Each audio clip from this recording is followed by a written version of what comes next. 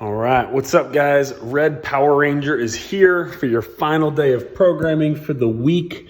You will see what I mean by the Red Power Ranger in just a second. Maroon Power Ranger, or Shades of Red, 50 Shades of Red. So guys, what we got going on today? 7 minutes on the clock for your warm up. You are going to do one high five on each side. Then we're going to do 2 single leg inchworms on each leg. So I'm going to go single leg here. I'm going to perform a single leg deadlift, allowing my low back to round though. I'm then going to walk all the way out, drop that hip down to the ground. I can drop both legs here if I like. And then I'm going to walk all the way back up on that single leg to stand. So really isolating that one hamstring for 2 reps and then hitting the other side. Then we're going to do 3 elbow to instep on either side. Long lunge, drop it, twist it, whatever else feels nice. Switch it up. Same thing on the other side. Then we're going to do 4 single leg glute bridges on either side. So down to the ground, feet in your squat stance, other foot in the air. I'm going to squeeze my butt till I get the full extension. Come back down, keeping in mind that I want to keep that other foot nice and low so that my legs are about even at the top of the rep. And then finally, I'm going to hit 5 bird dogs on either side. And ideally, we're going to do these from a crawling position. So your normal bird dog is right here. Extend, knee to elbow, extend. Crawling is shins parallel to the floor, knees at 90. Extend, touch, extend. While trying to maintain those positions. Significantly more difficult, but awesome for a little bit of prehab work as we get going here. Then, what we got, so 3 sets. You guys are going to do a little squat complex, and this can be any type of squat you have available to you. So dumbbell or kettlebell, you can goblet squat it. You can load up a backpack as well for a little bit of extra weight, or if you have access to a barbell, fantastic, you can use that.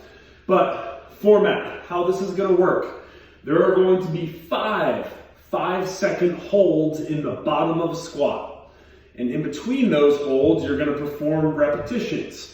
So I'm going to start by picking my object up. I'm going to sit down to an active squat position just below parallel, and I'm going to hold for 5, 4, 3, 2, 1, and then perform 1, 2, 3, 4 squats. Then I'm going to do the same thing. 5-second hold, 3 squats. 5-second hold, 2 squats, 5-second hold, 1 squat, followed by 1 final 5-second hold before you drop that weight. You are not going to need a whole lot of weight to make this complex incredibly effective. So again, a kettlebell or a dumbbell, and then maybe the addition of a backpack, and you are in good shape.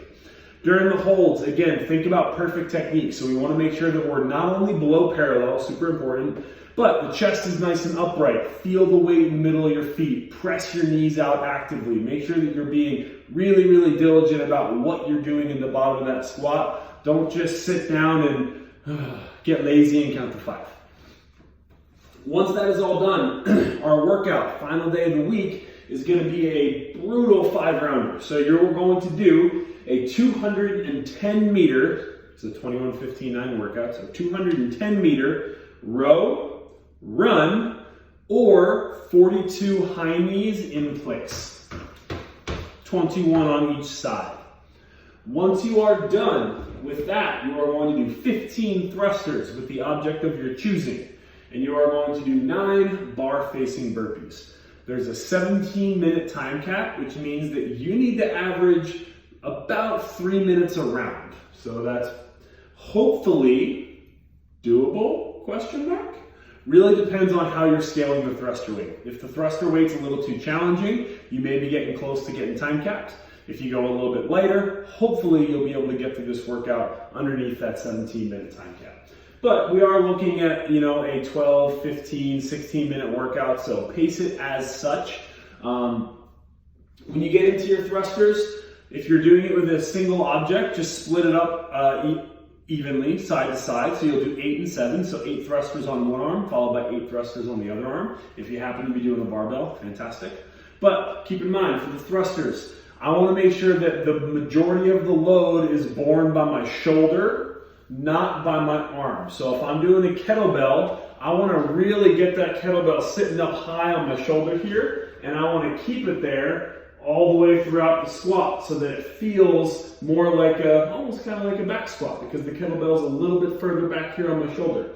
Dumbbell, I want to make sure that one head of the dumbbell is in contact and that that elbow is in front of the other head. So if I'm holding a dumbbell here, one head in contact with the shoulder, other head, my elbow should be in front of, just to make sure that I'm achieving that good front rack position. But remember, the thruster is a full squat into an explosive leg drive, right into an overhead press. So, full range of motion squat, heels firmly rooted on the ground, hip crease below parallel, followed by a hard stand and a drive up overhead.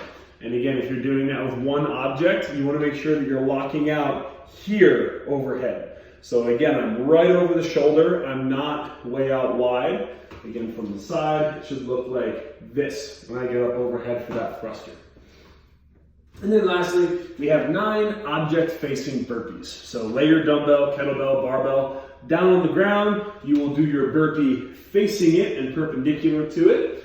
You will drop down, chest to the deck, and then I will jump over to the other side of my object for 9 repetitions total. That's your workout. Once that's all said and done, our accessory is a 100-foot single arm overhead carry on either side. So all we're looking to do here is get a little bit of stability work in an active sense, because we're going to be walking rather than standing or doing a handstand, something like that. So I want to make sure that once that object is up overhead, it's stacked right over my shoulder the whole time. The elbow is locked out, so there's no bend in the arm as I'm carrying overhead, so I don't want to be walking around like this. Arm is locked out. And then you want to try your best to keep those ribs down. So try not to overextend as you're walking around. Try and pull the ribs down as best as possible. 3 sets of a 100-foot carry on both arms. Once that is all said and done, we've got a 2-minute elevated puppy dog pose. So hands up on a couch, chair, anything like that. Sink the hips back and then just let that head sink through and hang super heavy. 2 minutes, breathing nice and deep into the belly. And then we're going to do 1 minute per side of seated double pigeon. So for that, I'm going to start by sitting cross-legged, seeing how this feels. It feels pretty good. You can go ahead and take that other foot that is out in front and you can bring it up on top and intensify that stretch in the glute and then start to lean forward a little bit. So we're getting a good severe external rotation stretch for the glute and for the hip joint after a whole lot of squats to finish up your week. So enjoy, final day, earn that rest day tomorrow. And as always, tag us Palestop Fitness and Forged by Zeus. We'll see you guys back on Sunday to get the week started.